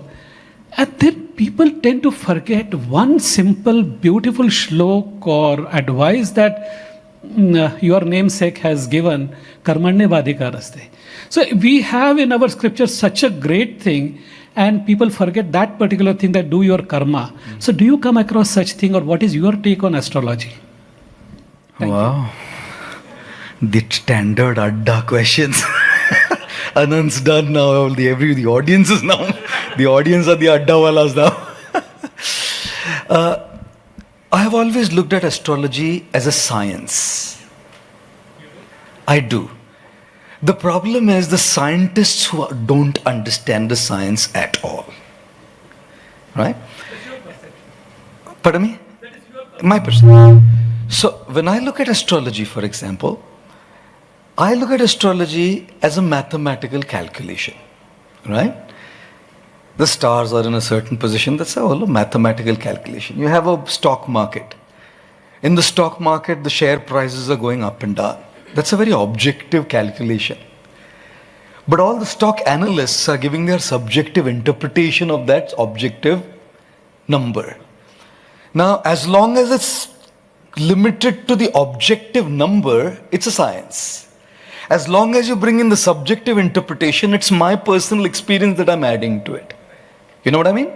So when I look at astrology, for example, I look at it from an objective perspective in terms of the numbers, the calculations. When I look at the astrologers, then I'm also looking at it as a subjective experience. For example, a stock analyst has 30 years of experience, and a stock analyst has 5 years of experience, going to look at that number in a very different way. How will the stock fare in the stock market? Their analysis of the same number will be a very different thing. So which is where the subjectivity comes in. To me, astrology was never a science of prediction. To me, astrology was a science of figuring out your psychophysical nature based on the numbers. If I can understand who I am better, like in the world you have so many books and models on understanding personalities. Hundreds of models where you can answer questionnaires and figure out what your psychophysical nature is. Here's one more model. Look at it like a model. In a slide with a slightly different twist. If I could figure out what my psychophysical disposition is, I will be able to do what you said, my karmanye vadikaraste, in better ways. So then it becomes not a predictive science that's saying, or a predictive ideology which says that, okay, this will happen or that will happen. It becomes a tool to help you navigate through the world and do what you're doing better. Right? I often look at astrology as Google Maps, as satellite navigation systems. A satellite navigation system can at best tell you if I'm moving from point A to point B, is going to give me the different routes to reach to point B. It'll probably say on route A, this much traffic, delayed by 5 minutes, delayed by 10 minutes, traffic here, traffic there, da da da. If I'm in the UK, if I'm driving in London, my sat-nav system, Google Maps probably does. I don't know if it does, but the other sat-nav systems in England do show even the hidden cameras saying camera ahead, so slow down, So it can give me the things on the road. Imagine if I were to sit in one place just because I have the sat-nav routes given and not drive. Am I reaching destination B? No, I'm not. If I have to reach destination B from point A to point B, all the routes given by the sat-nav system are simply facilitations to move on in the journey. But I have to drive. I have to drive cautiously. That is what in Sanskrit is called as Purushartha, which is my own effort to do what I do. So this is how I look at astrology, as something that evaluates and helps you understand yourself better, and something that gives you a route. So these are the bumps, these are the things here. But to say that, oh, मेरे कुंडली में लिखा है कि मैं billionaire बनने वाला है और कोई मेहनत नहीं करे तो बिलियनर ऐसे ही थोड़ी ना आने वाला है. It can give you a route. You have to work hard and drive the car. I see people whose horoscopes apparently are the most like 36 ka 36 gun matched. Have 36 jhagdas every day. I've seen that. And I've seen people, because see, if things are matching, if that be one aspect of compatibility, I'll tell you, relationships don't happen because of a number that has been matched. Relationships happen because you make them work. You have to make them work. It's hard work. You get admitted in a good university, doesn't mean you become the topper of the university. I have to work hard. I have a pot of gold lying right there right under my house. I'm going to have to dig it and pull the gold out. And which is precisely why there is this destiny free will paradox always. Right? What is destiny? Situations that come to me unsought is destiny. I didn't seek it. I didn't run after it. I didn't run after Anant to say, call me for the Adda. I didn't seek it. I didn't ask him. We didn't have a conversation. Nothing. He reached out to me. I can say millions may be attempting to be here and they haven't gotten to be here. I didn't attempt to be here and I've gotten to be here. I'll probably use the word destiny, that this is what has been brought to me. Imagine if I don't take this offer up. Or if I take this offer up and come and just blurt any crap here. I have misused my free will. So what comes to me unsought is destiny. My response to that is never destiny. My response to that is free will. I need to work hard. I need to make the most out of what I have at my hand, And therefore, I think it's very, very crucial to not become, not get into this crippling philosophy and ideology of सब मेरा कर्म है, सब इधर लिख के आया है. कुछ लिख के आया भी है, तुम करो ना कुछ उसका. Two people have these opportunities. One is saying the letter O at the end of the word zero. And another person is seeing the letter O at the beginning of the word opportunity. Both are looking at O. But one is seeing the end, one is seeing the beginning, one is seeing zero, other is seeing opportunity. Right? So I think that is where Purushartha or free will is. We need to utilize our free will. Otherwise, if everything is destined and predestined, then where is the scope for human endeavor? Where is the scope for human development? Where is the scope for unveiling and unfolding human potential? You know what I mean? So that's how much I then believe in astrology. Yeah, thank you. Yes. Oh yeah? Oh my gosh. So thank you very much. Oh, thank you. Fantastic it has been. In fact, all of us have our biases, some religious biases, professional biases. Do you have any political biases? And if not, how do you actually afford to be living in and around such biases and not have any? मैंने नहीं बोला पूछने के लिए. Just clarify. ये सवाल आप अनंत से पूछ दीजिए. Next question, please. Anant will answer that question. I think that's the waters I wouldn't like to tread in, if that's all right. Yeah? Sure. Thank you. Anuji? Swamiji, namaskar. Namaskar ji. Honor to meet you in person. pleasure, sir. Absolutely delighted, sir. And I would thank Anant because Anant always calls me to the best he does ever. And I'm the one who phones him up and says, "Mujhe bulaya karo." So I'm not as my luck is not as strong as yours. But after having said that, Swamiji, there is this line that you sang, "Main pal do pal ka shayar hu, pal do pal meri," coming from the music point of view. A song written by Sahil Ludhianvi, if I'm not wrong, and composed by Khayyam Saab. So in spite of the fact that we know that hum pal do pal ke shayar hai, pal do pal hamari kahani hai, what is it that drives a human being to keep on excelling in spite of knowing that whether he'll be remembered or not, or everything that you earn, that you keep, and then you know that not going to go away with you? What drives you to that madness to the point where you spoil your health all the time? There are times when you think, or like what I was hearing from you is, कि यार छोड़ भी दिया करो कुछ अपनी जिंदगी जीना सीखो. Try to live your life. But what drives the person to excel always? Is it that passion within him or her, or is it that something keeps on driving you all the time and that you don't want to listen to the incredible answers you have given? I mean, I'm just thinking right now कि मैं यहाँ से निकलूँगा and I'll be ready. मेरा दिमाग में गाना चल रहा है and I have to go there. I've heard Swamiji, it was a great evening, but I want to follow what you're saying. So how do we do that? Yeah. Thank you so much for that question, sir. First of all, such a great pleasure meeting you. It's an honor and pleasure meeting you. I think life is a journey. And in the journey called life, we are constantly evolving as human beings. Sometimes people ask me, what does this text, like he was quoting a text from the Gita, what does this text mean to you? And I often say that 20 years back that text meant something else to me, and today 20 years later the text means something else to me, because my life's journey has moved on. I'm different. Psychologically, I'm a different human being. Not from the perspective of my nature, but how my mindset is, my thought processes, my beliefs are evolving.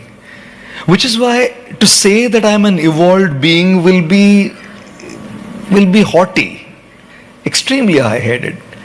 Life is a journey. We are constantly learning and constantly evolving on our journey, on our path. Now, when it comes to the motive behind what we are doing, like you were mentioning about a motive, is it the passion that drives excellence? We know that we need to live. We know that we need to live in the moment. We know that we need to balance our lives. We know that there are other aspects of life that need attention. Yet sometimes crazily, madly, insanely, we keep chasing certain goals, right? What could be the motive? One motive, I'm not going to say less evolved, more evolved. I'm going to say at a certain point in evolution of our human journey is a very material motive. And the material motive is name, fame, money, privileges, benefits, luxuries. Is it wrong? No. It's a part of my evolution. I have learned how to stop being right and wrong. Constantly being in that trap of this is right, that is wrong, that is wrong, this is right. Why can't I see that this is a point in that journey and this is probably that was needed for this person to grow to the next point? Right? It's very easy for me to sit here and say this guy is so materialistic because he's just after money, he's just after fame, he's just after doing this. But this is exactly what his point in this evolutionary journey is at this point. Right? We know that we don't remain like that all the time. Sometimes because of the company of people who inspires us to think differently, we evolve. Sometimes we come across life situations that jolt us, we evolve. We start thinking, oh, this is important and I'm going to do it, but there are other important things in life. Right? How many of us during COVID, those 2 years, felt that life has many more important things to do than just run after money and popularity? We all came to that conclusion. And COVID's gone away, we kind of come back to the same track again and the same routine stuff starts happening again, because it's human nature to forget. It's human nature to kind of go back to old patterns again and again. We transform, we evolve, but we slip back again. How many of us have done it? We have our habits, we try to change, we slip back. We stand back up again, fight, work on it, we slip back, and we stand back up again and we fight. And that's how slowly we evolve to the next level, where the chances or the possibilities of slipping back are minimal or none. But it's a journey, it takes its own sweet time, So I feel that materialistic goal, that motive that I want to become popular, I want more money, I want these luxuries, I want these facilities, fine, no problem. That's a part of your life at the moment. Add a little bit of balance to your life. At least somebody can tell them, balance it a little bit with paying some attention to yourself. Because if you don't have your oxygen mask on your face, you can't put the oxygen mask on anybody else. You're not going to be able to do anything properly if you don't pay attention to yourself. Right? So pay attention to yourself. Now you move on to the next point in your journey. You suddenly start thinking, nahi yaar, ye sab kya hai ye? Bahut kar liya. Done all, seen it all, done it all. There must be more to life than this. We start looking for deeper things. Right? We start looking for deeper things. We probably are doing this exact same thing still. We're still probably chasing music. Or still probably chasing whatever we were doing before. But the motive has changed. There has been a sense of pause. There has been a sense of calm. You're functioning from a very different space now. It's not that you're doing different things, but you're functioning from a different motive and a different internal space. You evolve a little more in that journey. Right? You start thinking, my motive is, I don't care money comes or not. I don't care whether it's just about finding that balance in my life and self-expression. Because I love music, or I love speaking, or I love running, so I'm doing it, not just for money, but it's my self-expression. So from my motives to gain something, I move to self-expression, and from self-expression, I move to impact. Where the motive now is not so much how much I get out of it. The motive now is not just self-expression. The motive is how can I give the best back to the world. Now, it's all an evolutionary journey. And is it progressive and linear? Not necessarily. You might slip back to one of the previous steps again as well every now and then, and it's fine. That's completely fine. But it's higher. Pardon me? But there is a hierarchy. There are, right? Yes. Because that's what fulfills you deeply. More than just a materialistic goal, this impact fulfills you deeply. I was in London, and they took me to, we were walking around, me and my friend, we went to the St. Paul's Cathedral. And the head priest there, whoever, I can't remember his name, so we met. And he told me the story of that cathedral. The archaeologist there, some 1700s, he was walking at the construction site, St. Paul's Cathedral, and nobody knew who he was. So there were three bricklayers laying bricks. So he came to the first bricklayer saying, "What are you doing?" He said, "I'm laying bricks." A couple of yards away, he moved ahead and he saw another bricklayer laying bricks. He said, "What are you doing?" He said, I'm earning for my family. I'm laying bricks to earn for my family." He moved a little ahead, he saw a bricklayer laying bricks. He said, "What are you doing?" He said, such and such gentleman," he took the name of the archaeologist, "is creating a spectacular cathedral. I'm trying to play my small role in making that cathedral beautiful." Now all three were laying bricks, but all three were at different levels in their journey. Right? One, still doing it for the heck of doing it. Second, doing it for a motive of maintaining his family by gaining money. Third one, has a purpose of making an impact. So I think it's a journey, and it's absolutely fine to evolve at our own pace. And it's also absolutely fine to jump sometimes back into wherever we were before and then go back up there. How many of you clip your nails? Ladies don't have to raise their hands, it's okay. Because it's too much to ask them. They like their longer nails and all the nails. Men, a lot of men do, right? Pedicure, manicure and all that stuff. Yeah. How many of you cut your hair? Okay, that's brilliant. Perfect. You know what it is about nails and hair? You cut it, it grows back. You cut it, it grows back. You can't say that I'm done with it forever. And that's how life is. You deal with something, you may go back to that. You work on it again, you go back, work on it again. And that's how we progress to the next level of our journey. Yeah? Thank you. Please. My name is Somashekar. I'm not giving an identity because there are too many. The question, as I think through the conversation of this evening, be it lighthouse principles or concept of identity or impediments to space and realization, I can't but help think about caste and what a role it plays in our society, no matter what we do.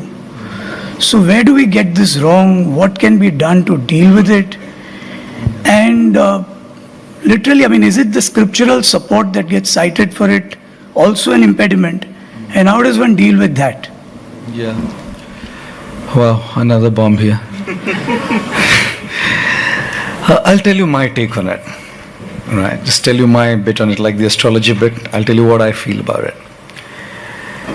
The entire caste description that is given in the Gita, the Bhagavad Gita that Mr. Paranjape, right, was quoting, the description of caste given in there is not based on birth at all. Right? There's a verse in the Gita which talks about how it is based on one's quality. Now I'll give you a simple example. How many of you have gone to school? Sorry.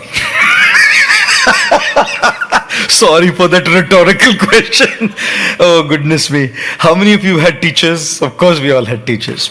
Any of you teachers here into teaching as a professor? Probably some may not be. Now, teaching is something that a person who's inspired by that from within takes up to. Right? You have the defense forces. The defense forces are there at the border protecting our nation from attacks, from infiltration of, unwanted forces into the country. The strategy that is being made by the defense forces personnel. Then there is the business community. If I might ask, how many business people here? Now I know there'll be a raise. Everybody raises their hats, right? People into making money. And then there are people who probably are not into education or teaching, or people are not the brain, the brawn, not even into the money part of it. And there might be people who are probably just kind of, you might see somebody at the shop floor working out there because he has a strength and he has a skill set to do it. There is a skill set, right? There is an IIT and there is an ITI. IIT is an engineering degree and ITI is about teaching plumbing skills, electrician skills, who you can kind of see factory floor, sometimes at the factory floor they're working out there. Now, do any of these things have to do with birth? No. It has everything to do with ability. What if we attach the word Brahman to a teacher? What if we attach the word Kshatriya to the defense forces? What if we attach the word Vaishya to the business community? What if we attach the word Shudra to people who have a skill set and are lending that skill set to make their money? Is anyone less than the other? Is anyone better than the other?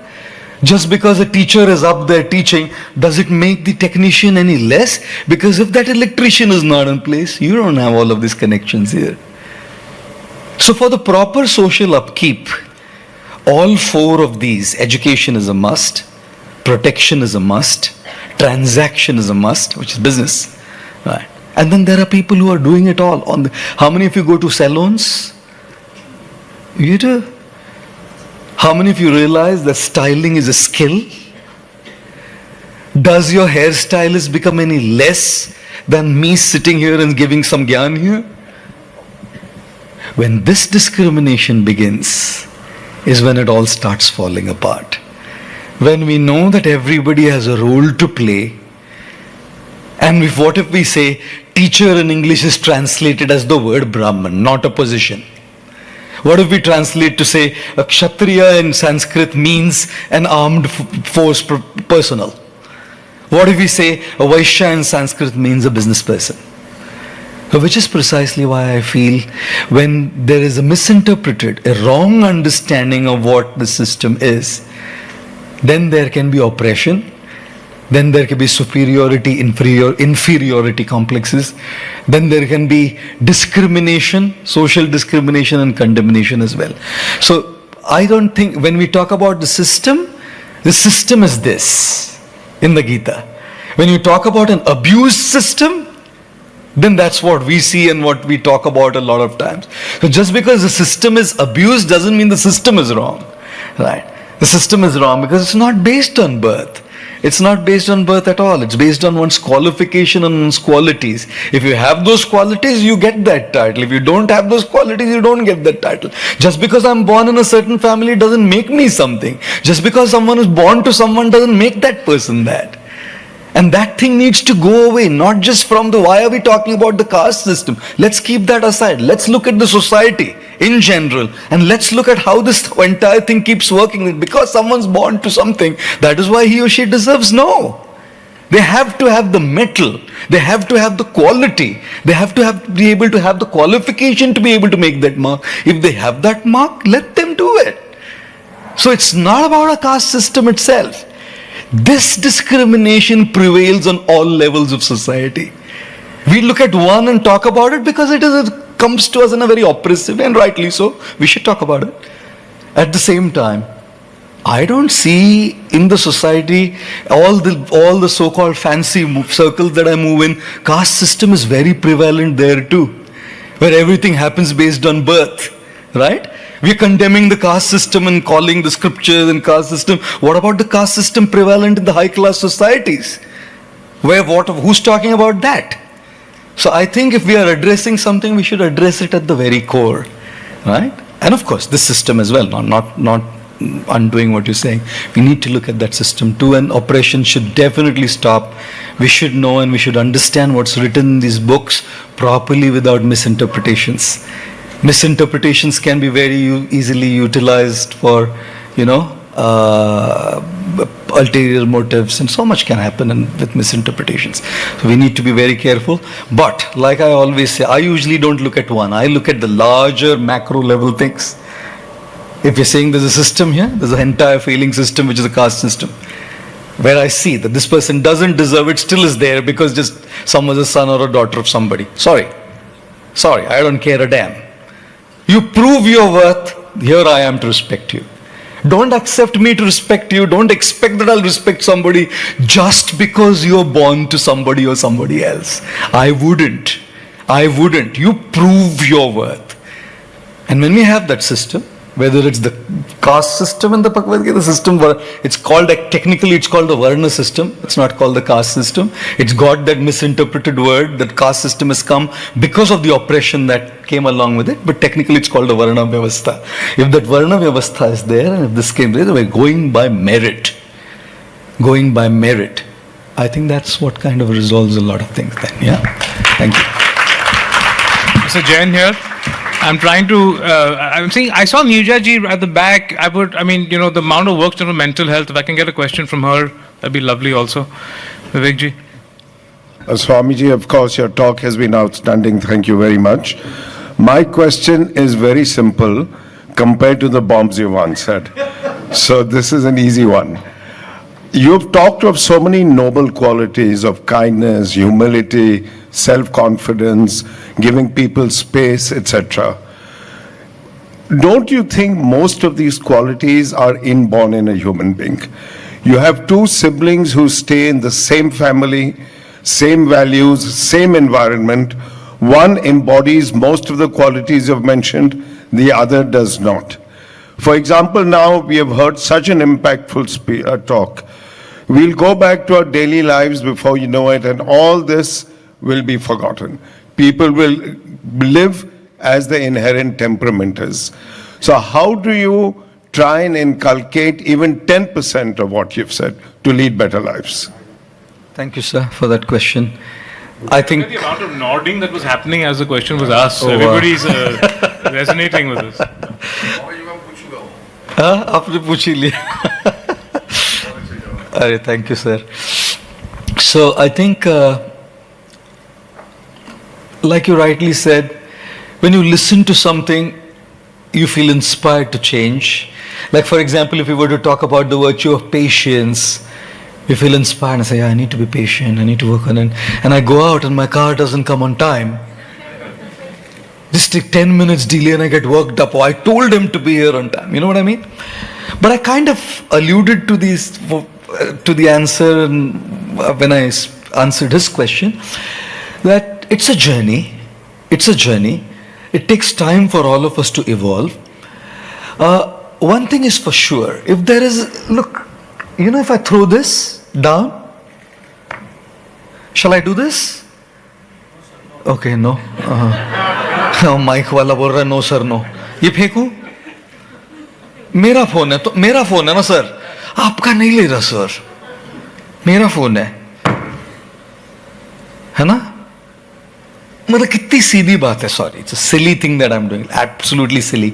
कितनी silly छोटी सी चीज है ना कि gravity जो है ना हर चीज को नीचे खींचता है. Gravity, the pull of gravity is bringing everything down, and if I need to keep something there, I need an anti-gravity force to keep it there. By nature, if I let it go, it's going to go this. What is my hand doing? My hand is exerting my hand is exerting a force against gravity to hold it, right? So gravitational pull is not just for physical things, isn't it?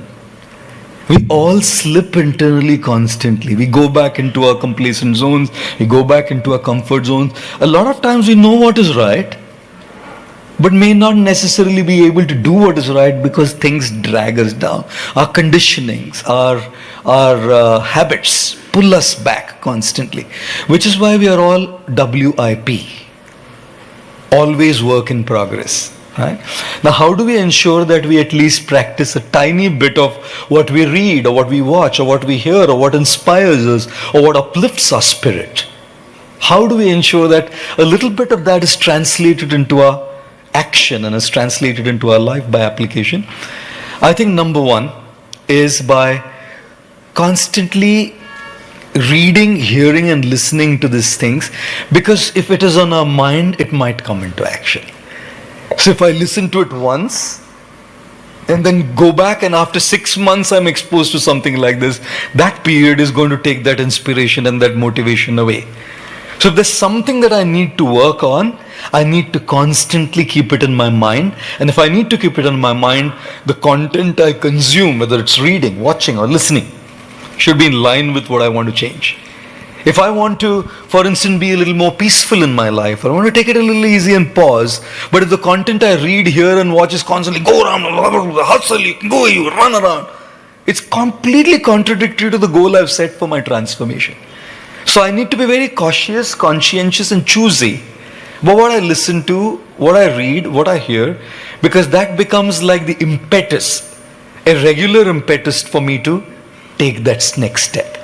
Number two, I need to make sure that I'm in the company of people who have similar goals.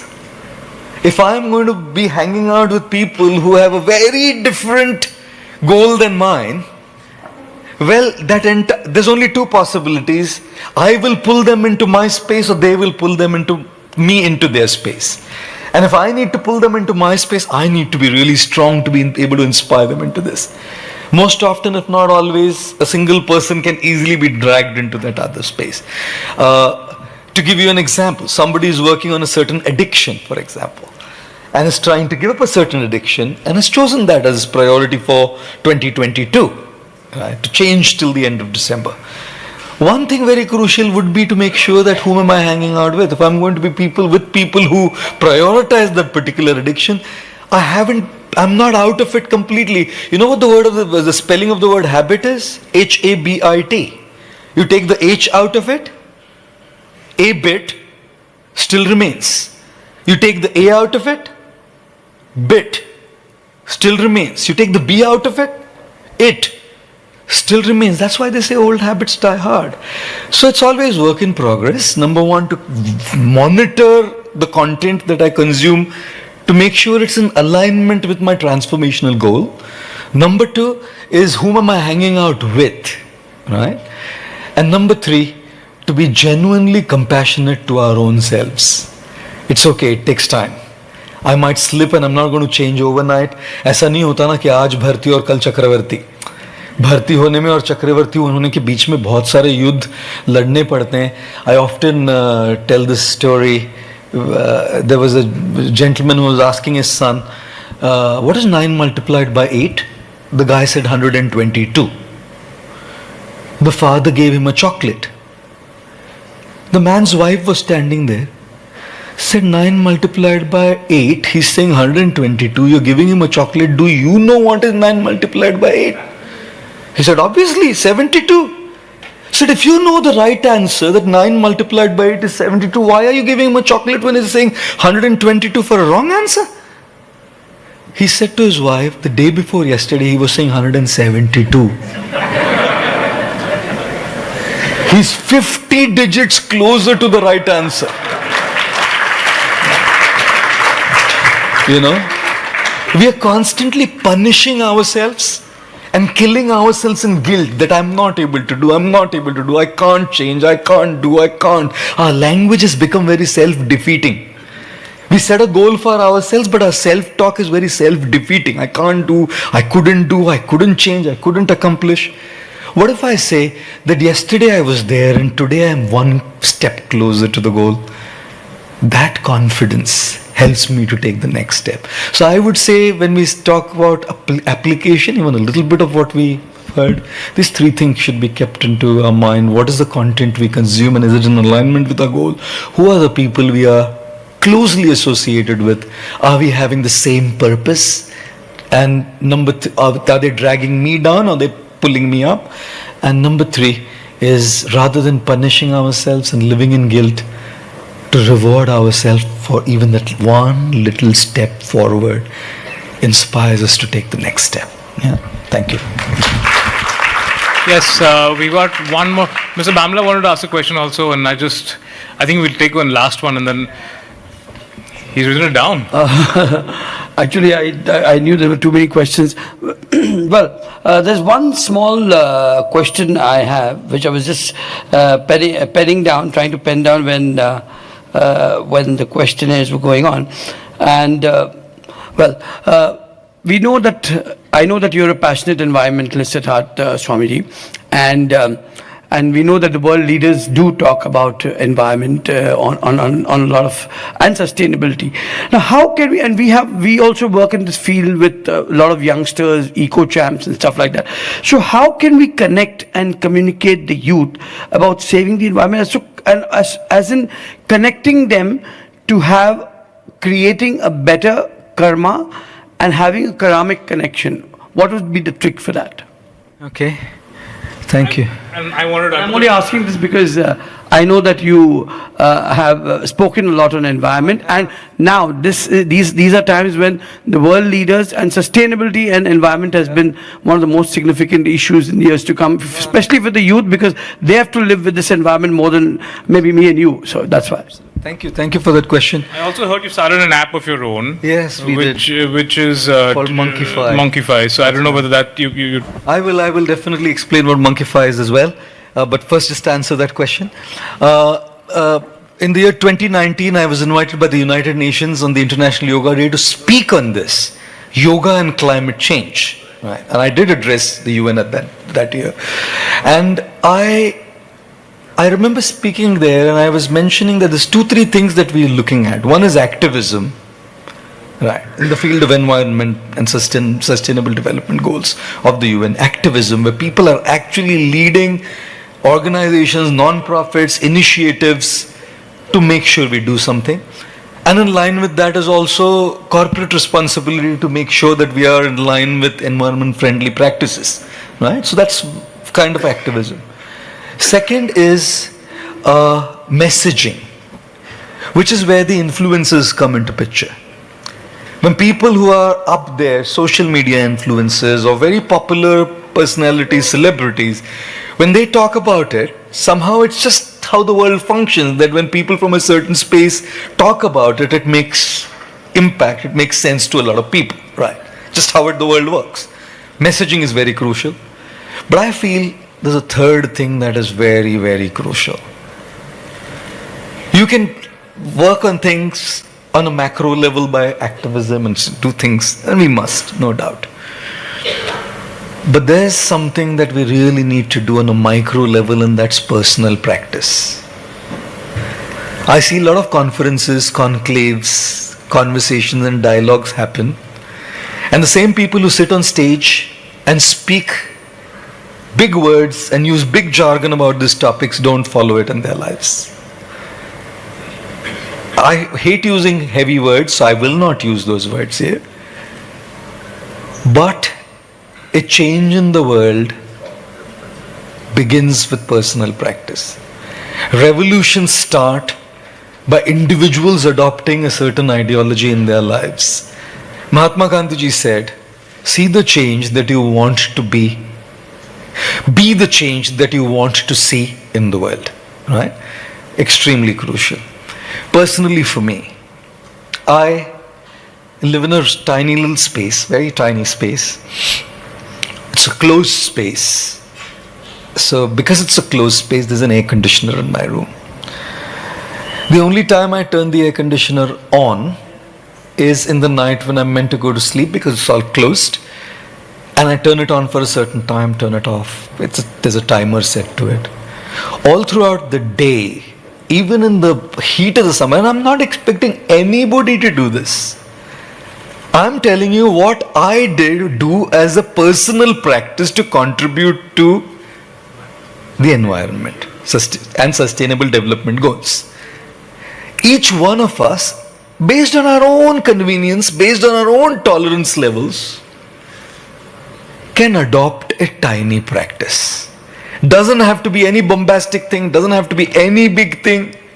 If I can take one small thing up and consistently keep doing it, imagine 1.4 billion people making a tiny commitment and practicing it consistently. You know what that multiplying factor is? You know what the compounding impact is? So until there are responsible people, nothing is going to change. I usually say in countries like Japan, I once read it said, if everybody can do it, I can do it too. If nobody can do it, I must do it. Sometimes here it happens ulta. If everybody can do it, let them do it. If nobody can do it, then how can I do it? This crippling mindset is what stops the world from being a better place. So I think we need to be more responsible, and we need to, in our own way. Again, I just shared my way of doing it. Each one of us way of doing it will be very different. If you can just turn the air conditioner off for 10 minutes, it's your way to contributing to environment. Yeah, thank you. Thank you very much. I know it's getting quite late and people are hungry, it's a holiday. So, Amit, do you have stamina for a quick rapid fire? Oh my God. I know the choice of words is... You can try. Okay, we'll do a quick rapid fire. Keep it down, it's rapid fire, so, as the name suggests, short answers. The last criticism you received that you've accepted? Stops using the word bloody. The best compliment you received? There's so many. Best compliment I have received is, I'm here at Indian Express, Adda, you invited me.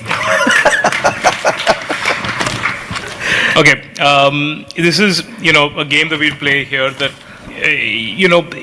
there are 12 people, Swamiji, who didn't make it to the Adda. But they've sought an appointment with you and they want your advice. They want your advice, whether it's a thing that you tell them to do or just general advice that you give them just to live their lives better. What advice would you give? Rohit Sharma before the World Cup. Be in your flow state. Okay. What advice would you give the director of the movie Adi Purush? Indian Express Adda can give the advice. What advice would you give the producer of the movie Adi Purush? Anant Goenka can give the advice. What advice would you give Sam Altman, the guy who started OpenAI, the ChatGPT? Yes. AI is a great tool, and AI should never replace RI, which is real intelligence, and it cannot. What advice, Swamiji, would you give the couple who wanted a child but ended up with triplets? You're blessed. You're blessed with abundance. enjoy the blessings. What advice would you give an army man who just killed for his first time? If you've done it with full conscience and as a call of duty, you're not doing it as an individual thing, you're doing it because it's your duty. Okay, super. So, Swami, what advice would you give to the tech startup founder who has decided that he needs to lay off 20% of his workforce tomorrow? I will always say, as I've always been talking about this in the corporate gatherings, that it's always a tough decision to make. People who have brought us up and made us who we are our family. If you are having a tough time in your personal life, would you lay off your mother, your father, saying, sorry, I can't afford your treatment, go ahead and do it yourself? Will I lay off my child or my wife, saying, oh, sorry, with financial troubles, I don't have enough money, go and see what you can do for yourself. So I don't lay off a person who's in my family. So if I consider my workforce as my family, I'll see how we can share the troubles together, because we are all shared our joys together. You made us us. And if you made us us, we should keep you. That's a great answer. That's a great answer. Swamiji, what advice today would you give Putin? Anant Goenka, live to Anant Goenka. What advice, Swamiji, would you give to the teenager who has just joined a social dating app? Yeah.